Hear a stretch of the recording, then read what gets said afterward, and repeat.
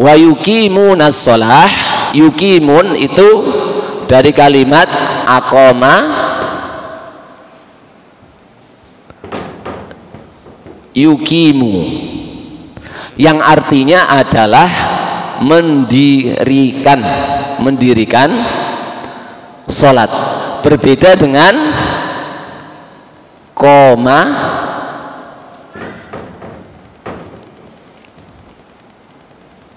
yakumu. Kalau koma yakumu itu berdiri sholat. Kalau akoma yukimu mendirikan sholat. Apa bedanya? Ketika kita diperintahkan oleh Allah Subhanahu wa ta'ala untuk mendirikan sholat, Allah Subhanahu wa ta'ala pakai kata-kata yang di atas, wa yukimuna as-sholah. Tetapi ketika kumandang iqomah, qomat setelah azan, mau didirikan sholat, Allah Subhanahu wa ta'ala, Rasulullah sallallahu alaihi wasallam mengajarkan kita dengan kalimat qad qomat, pakai yang bawah,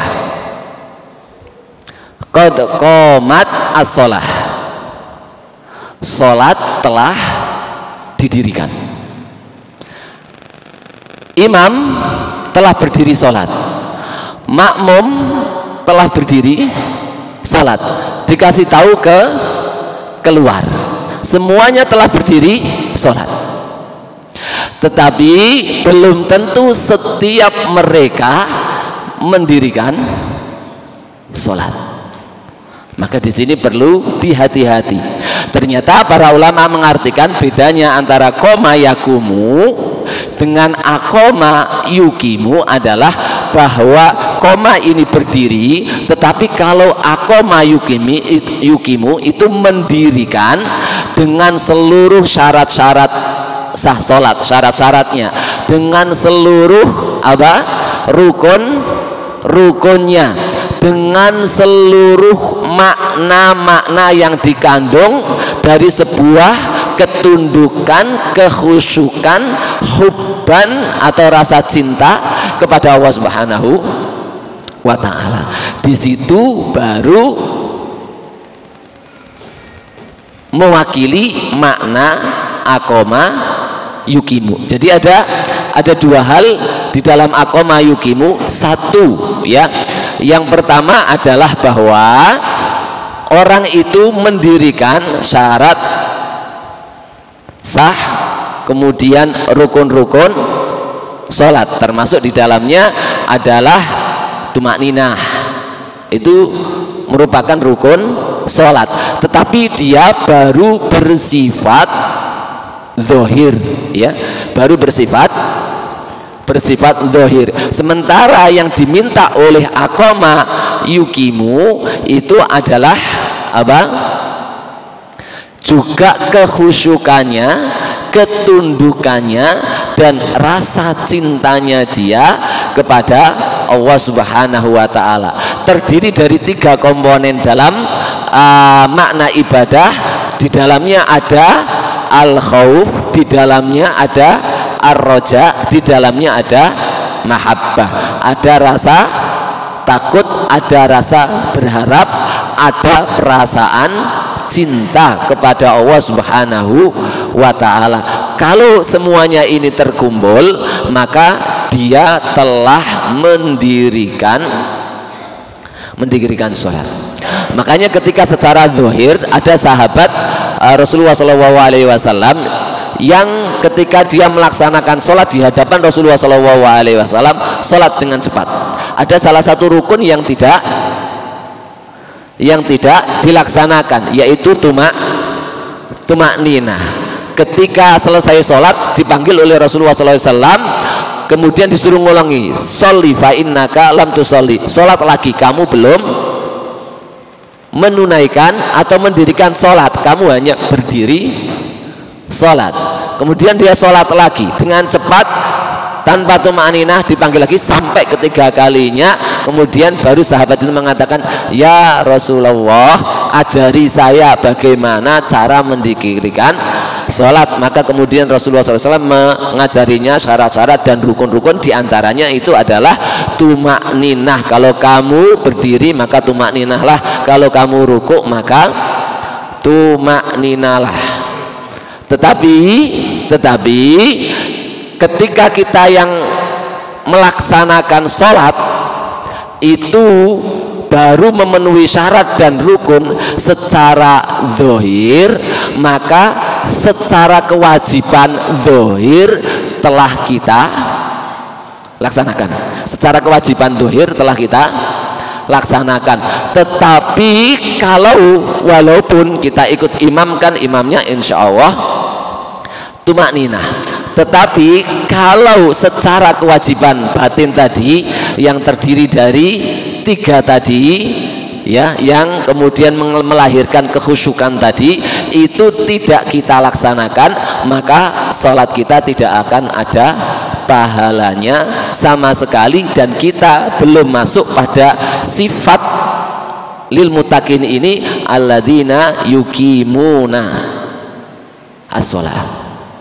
Karena apa? Karena sesungguhnya besarnya pahala sholat itu berkaitan dengan kekhusyukan. Ketika tidak ada khusyuk, maka tidak ada pahala, tetapi dia gugur dari apa? Kewajiban sholat, karena dia melaksanakan zahirnya saja, tetapi pahala itu berkaitan dengan kekhusyukan. Kalau kekhusyukannya 50%, maka pahalanya 50%. Kalau 1/4, maka 1/4. Kalau enggak ada sama sekali, maka dia pulang dengan tangan kosong, enggak membawa pahala sama sekali. Nah, ini makna daripada aqoma yuqimu. Jadi jangan sampai kemudian kita koma saja, kemudian sholat kita itu tidak dihitung oleh Allah Subhanahu wa ta'ala. Bisa dipahami ini? Saya hapus ya.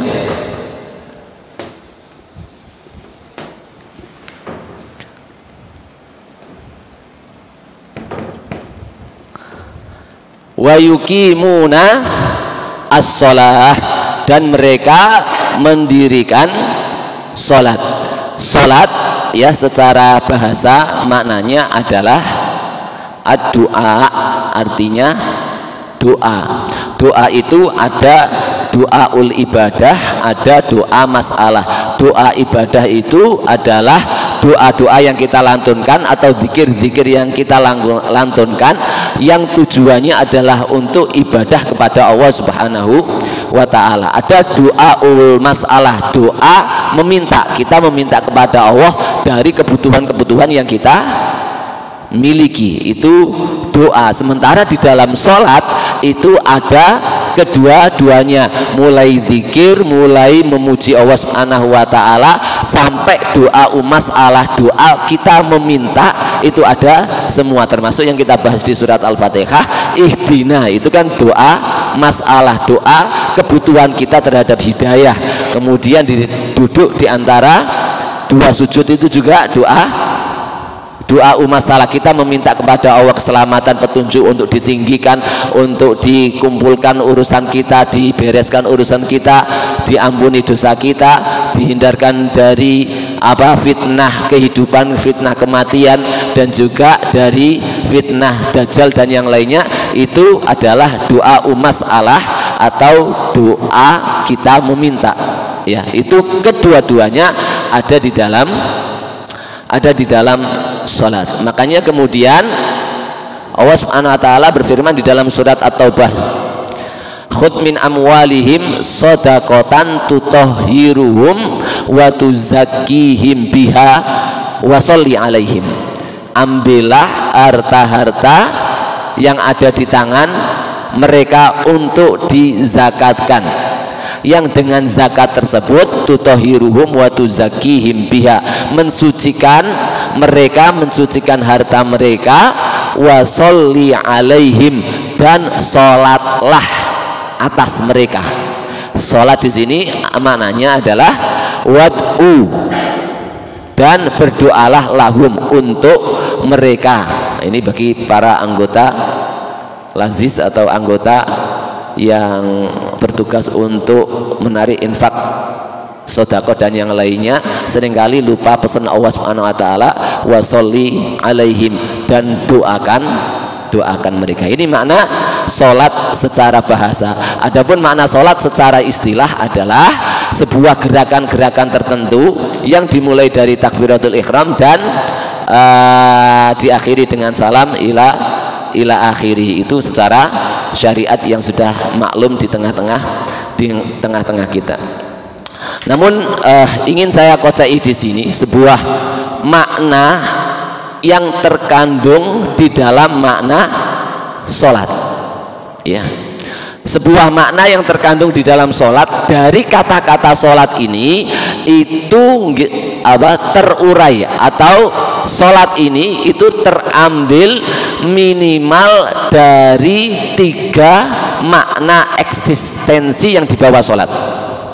Nah, ketiganya ini kalau ada pada kita, maka insya Allah kita telah hakikatnya tahu sholat dan melaksanakan sholat. Apa itu? As-sholah bimakna as-silah. As-sholah bimakna as-silah, artinya silah. Silah itu apa? Makanya ada kalimat silaturrahmi. Apa artinya silaturrahmi itu? Apa? Menyambung tali silaturrahmi. Nah, ini kurang benar, tapi benar juga. Kurang benar tapi benar juga. Maksudnya bagaimana? Sebenarnya silah itu artinya adalah al-ato. Silah itu artinya al-ato, adalah pemberian. Silah itu artinya pemberian. Dinamakan silaturrahmi itu dikarenakan rahim itu telah menghasilkan berupa bayi. Pemberian dari Allah yang ditempatkan di rahim seorang ibu itu namanya silah, namanya ato. Sehingga kemudian dengan ulama Indonesia diterjemahkan secara simpel, artinya jadi menyambung tali silaturrahmi, yang awalnya semuanya dari rahimnya Siti Hawa, istrinya Nabi Adam, kemudian mengerucut. Kalau kita dengan sanak saudara family mesti berasal dari satu rahim, ya, dari satu rahim. Dari satu rahim, pemberian Allah kepada rahim itulah dinamakan silah. Bisa dipahami? Nah, maka di sini juga Allah Subhanahu wa taala mengisyaratkan ini juga terhadap sholat di dalam kejadian apa? Isra dan Mi'raj. Isra dan Mi'raj adalah sebuah mukjizat yang luar biasa sekali yang diberikan oleh Allah Subhanahu wa taala kepada Rasulullah sallallahu alaihi wasallam di saat Rasulullah SAW habis mengalami kejadian-kejadian yang sangat menyedihkan bagi beliau. Kerasnya siksaan orang-orang kafir Quraisy, kemudian pasca ditinggal oleh orang yang paling dia cintai, yaitu istrinya dan pamannya Abu Thalib yang selama ini melindungi dirinya. Nah, di tengah-tengah kesedihan itu sampai para ulama menamakan sebagai Amul Khuzni, tahun kesedihan, Allah Subhanahu wa taala memberikan hidayah, memberikan hadiah kepada Rasulullah sallallahu alaihi wasallam berupa apa? Isra dan Mi'raj. hadiah terbesar ya, Isra dan Mi'raj. Subhanalladzi asra bi 'abdihi lailan minal masjidil haram ilal masjidil aqsal ladzi barakna haulahu linuriyahu min ayatina.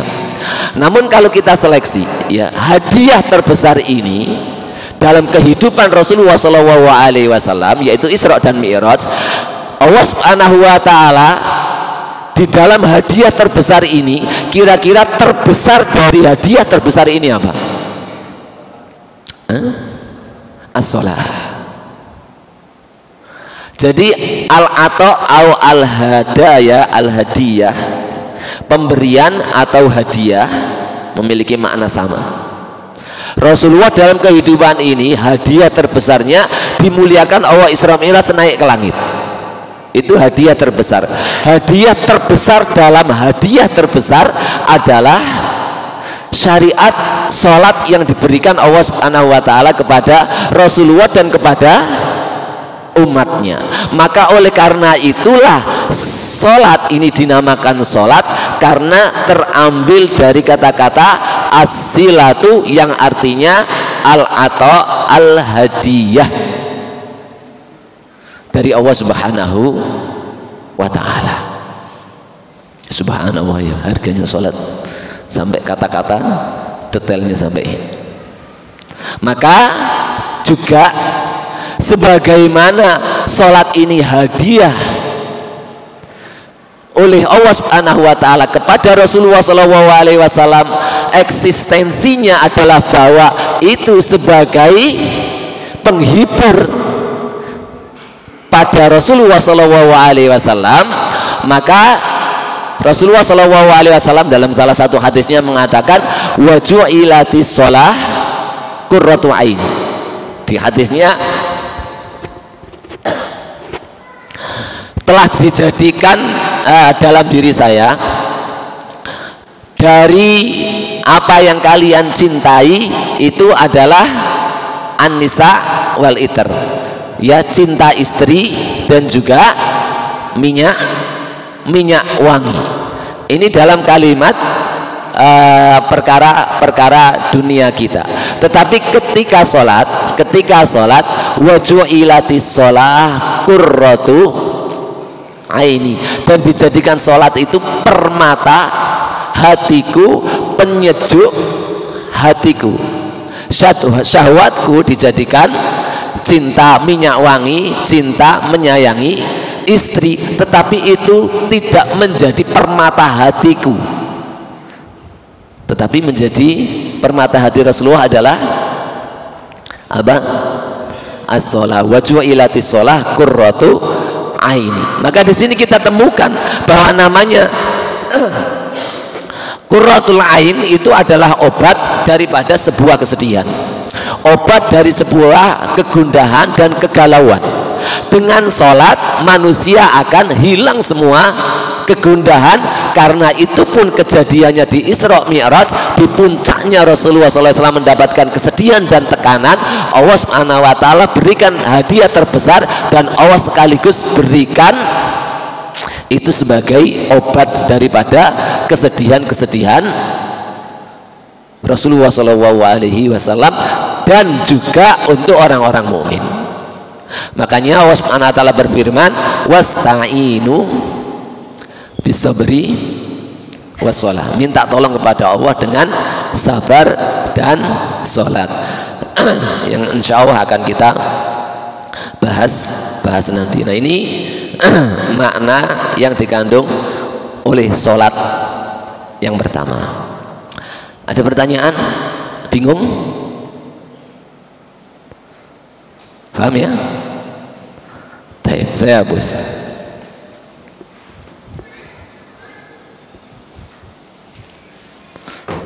Maka subhanallah kalau kita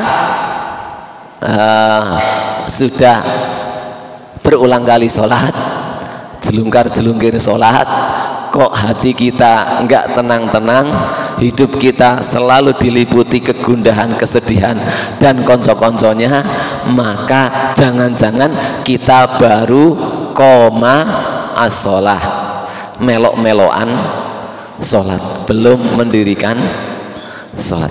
Bahkan ada, masya Allah, ulama yang sangat ekstrim sekali menjelaskan begini, ya, kebanyakan manusia itu baru ada isolah, ini yang soleh, ada usolah yang dinamakan melaksanakan sholat, ada itu adalah melakukan kewajiban tepat pada waktunya. Kayak misalnya jenengan sholat 5 waktu berjamaah di masjid, itu namanya ada usolah, melaksanakan sholat. Kalau lawannya adalah qadha itu melaksanakan di luar waktunya, alias mengganti, ya, ketiduran sholat zuhur atau sholat asar diganti di saat bangun, ya, itu kalau kelupaan. Kalau puasa misalnya diqadha, enggak, puasanya kemarin saya enggak puasa karena sakit, oh ya, diqadha, berarti melaksanakan kewajiban bukan pada waktunya, itu qadha. Tapi kalau ada, nah kita ini kan yang insya Allah berusaha ingin soleh, baru melaksanakan ada usolah tepat waktu berjamaah di masjid. Tetapi jarang sekali yang iqamatu as-sholah. Syekh itu ekstrimnya bagaimana? Ekstrimnya itu justru bahwa mendirikan atau melaksanakan sholat itu bukan pada waktu di saat kita sholat. Yang dimaksud saya ini adalah melaksanakan seluruh konsekuensi doa itu ternyata ada di luar sholat. Di sholat itu kita diajarkan oleh Allah Subhanahu wa ta'ala, diingatkan oleh Allah Subhanahu wa ta'ala untuk merenungi, meresapi makna-makna yang ada terkandung di dalam sholat. Dan dalam Al-Fatihah kemarin di awal sudah kita singgung sejenak, ya, kita sholat diajarkan kepada kita alhamdulillahi rabbil alamin. Maka sikap Rasulullah SAW ini kan selalu bersyukur dan selalu senang dan gembira, karena alhamdulillah, segala puji bagi Allah yang sudah panjang lebar kita bahas. Dialah yang mengatur, baik takdir apapun yang menimpa saya, Allah lah yang mengatur. Maka karena Allah yang mengatur, ya alhamdulillah, maka saya harus senang. Nah, coba kita praktekkan ini dalam kehidupan sehari-hari kita. Sudah bisa enggak? Kalau kita belum bisa, kita ternyata baru ada sholat, baru melaksanakan sholat pada waktunya, tetapi belum iqamatus sholat. Kalau dengan begini kan subhanallah, kita akan melaksanakan sholat ini kan, kita akan memang betul-betul kita ini Islam, kita ini mukmin, kita ini kalau bisa tambah muksin lagi.